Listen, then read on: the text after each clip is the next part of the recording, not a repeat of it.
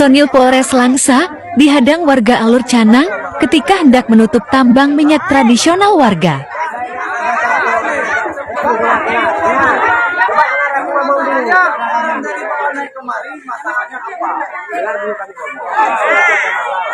Masalahnya uang nggak nyampe.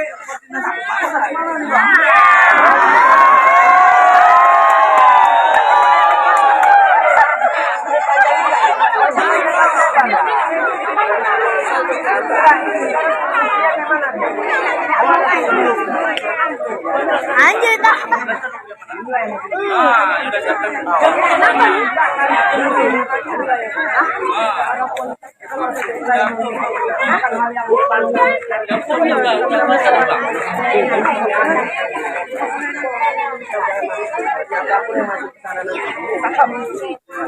Ya Pak.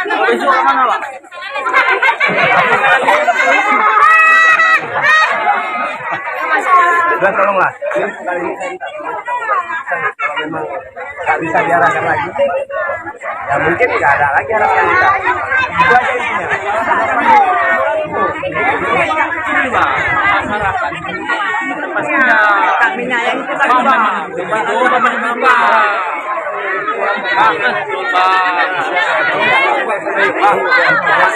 minyak yang depan pintu tuh ini mau jadi